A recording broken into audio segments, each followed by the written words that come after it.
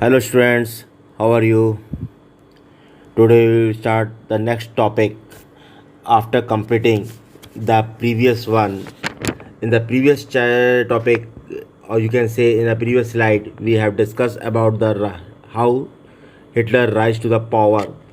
After that, we have discussed that the destruction of democracy and the reconstruction of economy. Now, today we will start the next topic, that is the Nazi worldview. In this, I have written something for you that the crimes committed by the Nazis were the result of system of belief and set of practices. Nazi ideology was synonymous with Hitler's worldview. Next, I have written that according to this, there was no equality between people but only a racial hierarchy. A racial hierarchy. Number 3, I have written that in this view, blonde, blue-eyed, Nordic German Aryans were as the top, while Jews were located at the lowest rung. Next, I have written that they came to be regarded as an anti-race, the arch enemies of the Aryans. All other colored people were placed in between depending upon their external feature. Last, I have written that Hitler's regime is considered as the most barbaric regime in the world history. तो बेटा, यहाँ पर जब हमने Nazi world view का बात किया तो उसमें हमने एक चीज़ देखा कि जो हमने शुरू में भी बताया था कि नाजीज़ ने सबसे ज़्यादा किलिंग किया, ज्यूज़ को मारा, जिप्सीज़ को मारा, पॉलिश को मारा, कई लोगों को कत्ल किया उन्होंने, तो क्राइम ज़्यादा हुआ, ठीक ना। उनके हिसाब से आर्यंस जो थे, नॉर्डिक जर्मन आर्यंस, जो कि ब्लू आइड के होते थे, ब्लू आइज़ के होते थे उनके, वो सबसे अच्छे माने जाते थे, सुपीरियर माने जाते थे। बाकी सारी रेसेस इन्फीरियर मानी जाती थी, मानी जाती थी। अब यहाँ पर ये सब तो हुआ, अब ये आपने पढ़ लिया कि वहाँ पर क्या हुआ, लेकिन यहाँ पर जब मैंने बात किया था that they came to be regarded as an anti race, वो खाली अपनी जातियों को अच्छा मानते थे, बाकियों को अपनी दुश्मन मानते थे, बाकियों को अपना दुश्मन मानते थे। इसके पीछे आइडिया क्या था? Idea behind Hitler's racism. तो मैंने लिखा है that Hitler's racism borrowed from the ideas of Charles Darwin and Herbert Spencer. Darwin tried to explain the creation of plants and animals through the concept of evolution and natural selection. यहाँ पर Herbert Spencer के बारे में बात कर रहा हूँ मैं, जिसमें हर्बर्ट स्पेंसर ने कहा था कि सर्वाइवल टू द फिटेस्ट, वो ही सर्वाइव कर सकता है जो ताकतवर होगा, जो किसी के ऊपर भी विजय पा सकता है या विजय पाने की ताकत रखता हो, वही सर्वाइव कर पाएगा। कमज़ोर लोग सर्वाइव नहीं कर पाएंगे। तो दूसरा पॉइंट मैंने यहाँ पर बनाया है that Herbert Spencer added the ideas of survival of the fittest. Next मैंने किया है according to this idea only those species survived on earth that could adapt themselves to changing climatic conditions. वही लोग अडेप्ट कर सकते हैं, वही लोग रह सकते हैं जो, जैसे कि आपको पता है कि पौधा क्लाइमेटिक कंडीशन के हिसाब से खिलता है। अगर आपसे कहें, छोटा सा एग्जांपल, कि यहाँ पर अगर काजू का पौधा लगा ले या सेब का पौधा लगा ले तो वो नहीं होगा। पेड़ तो हो सकता है लेकिन फल आएगा या नहीं आएगा ये नहीं कह सकते। तो उसका अडेप्टेशन नहीं है, वो जिस जगह का पौधा है उसी जगह पर खिलेगा। तो आर्यंस जो थे, नॉर्डिक आर्यंस जो थे, वो वहाँ पर उनको रहने वाले थे, वही फलेंगे फूलेंगे, बाकी कोई फलने फूलने वाला नहीं है, इसीलिए उनको रहने की इजाज़त नहीं दी गई। अगला जो मैंने यहाँ पर लिखा है वो ये है दैट जियोपॉलिटिकल कंसेप्ट की बात करते हैं तो उसमें मैंने लिखा है that the Nazi argument was simple, the strongest race would survive and the weak ones would perish. अभी मैंने आपको समझाया था, जो स्ट्रॉन्ग होगा वही सर्वाइव कर पाएगा और जो वीक होगा उसको ख़त्म होना पड़ेगा या जाना पड़ेगा, ठीक है ना। Number 2, the Aryan race was the finest. अभी मैंने आपको बताया आर्यंस जो थे, जो जाति थी वो फाइनेस्ट थी। It had to retain its purity, become stronger and dominate the world. उनको अपनी प्योरिटी को रिटेन करना था, स्ट्रॉन्ग बनना था और दुनिया पर राज करना था, डोमिनेट करना था, ठीक है ना।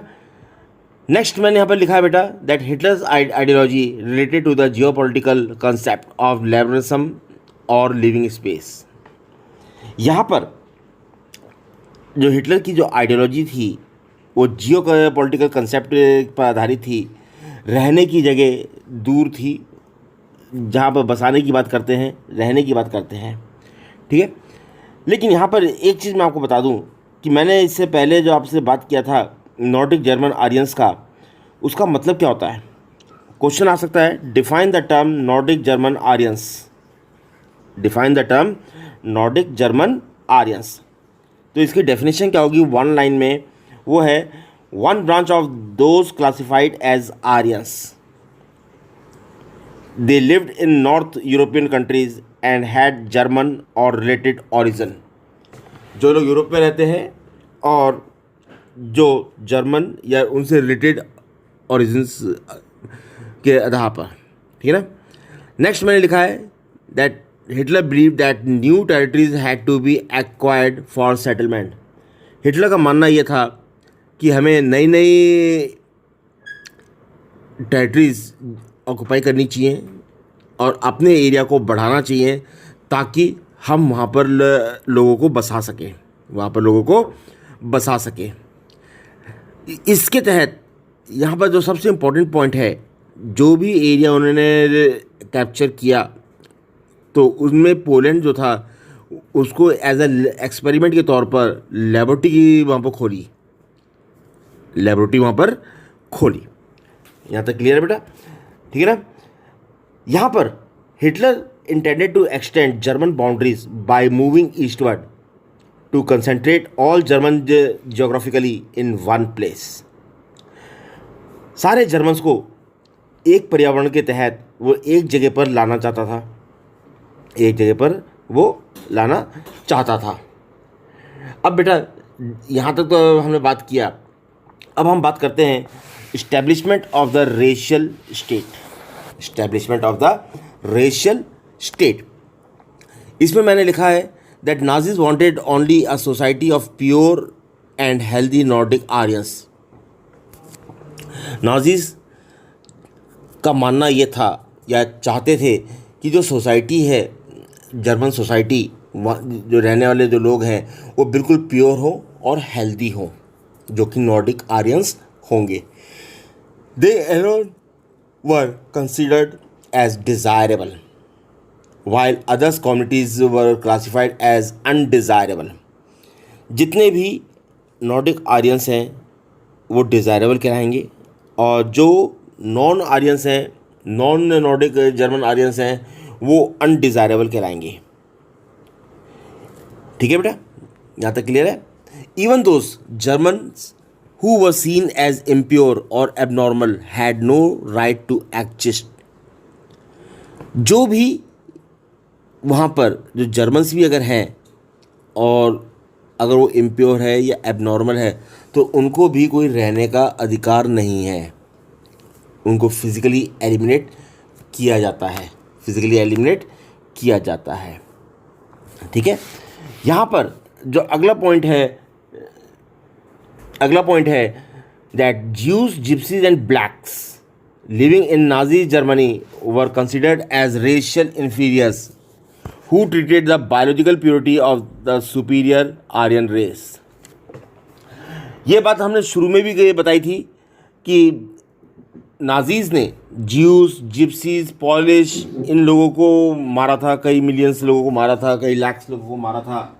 तो ये जो रेस थी ये इन्फीरियर थी, ये क्या थी, इन्फीरियर थी, जबकि आर्यंस सुपीरियर रेस में गिनी जाती है, जबकि आर्यंस सुपीरियर रेस में गिनी जाती है। ठीक है। अब इसके बाद बेटा जब हम बात करते हैं नेक्स्ट पॉइंट की, तो नेक्स्ट पॉइंट जो मैंने लिखा है उसमें है that Hitler hatred of Jews was based on pseudo-scientific theories of race, which could be solved only through their total elimination. Hitler जो था इनसे नफ़रत करता था ज्यूस से, और इनको पूरी तरीके से एलिमिनेट करना चाहता था वहाँ से। From 1933 to 1938 the Nazis terrorised, pauperised and segregated the Jews. इनको डराया धमकाया गया 1933 से 1938 के बीच में, और इनको अलग कर दिया गया, इनको अलग कर दिया गया। ठीक है ना। नेक्स्ट पॉइंट है a large part of urban population of occupied Europe were killed by the Nazis. Concentration camp were set up by the Nazis in Poland, Austria, Holland, France, Czechoslovakia, etc. for mass killing. यहाँ पर सबसे important बात है कि जो concentration camp था उन्होंने कहाँ कहाँ पर सेट किया। वो सेट करने का जो एरिया है वो है Poland, Austria, Holland, France and Czechoslovakia for mass killing, for mass killing. ठीक है ना बेटा, यहाँ तक क्लियर हो गया बेटा। अब हम लोग बात करते हैं आगे की। तो आगे जो मैंने लिखा है वो है रेशियल यूटोपिया। तो ये जो रेशियल यूटोपिया है इसको हम नेक्स्ट स्लाइड में करेंगे। यहाँ तक अगर आपने पढ़ा होगा इस्टेब्लिशमेंट ऑफ रेशियल स्टेट, तो इसमें एक चीज़ तो आपको समझ में आ गई होगी कि नाजीज़ अपनी रेस को, जो नाजी आइडियोलॉजी थी, अपनी रेस को सुपीरियर मानते थे, बाकी को वो लोग इन्फीरियर मानते थे। In Nazi Germany Jews remain the worst sufferer. इनमें ज्यूस जो थे सबसे ज़्यादा सफ़र करते थे। Jews had been stereotyped as killers of Christ and usurers. उन्हें क्राइस्ट का किलर माना गया।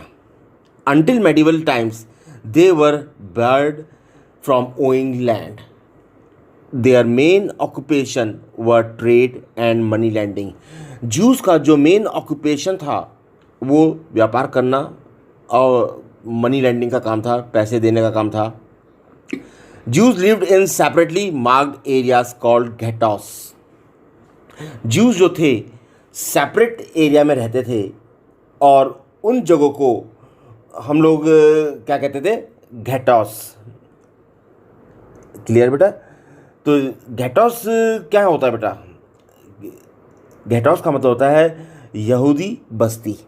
घेटोस का मतलब क्या होता है, यहूदी बस्ती। तो बेटा नेक्स्ट स्लाइड हम लोग कल करेंगे, वो है the racial utopia. Thank you.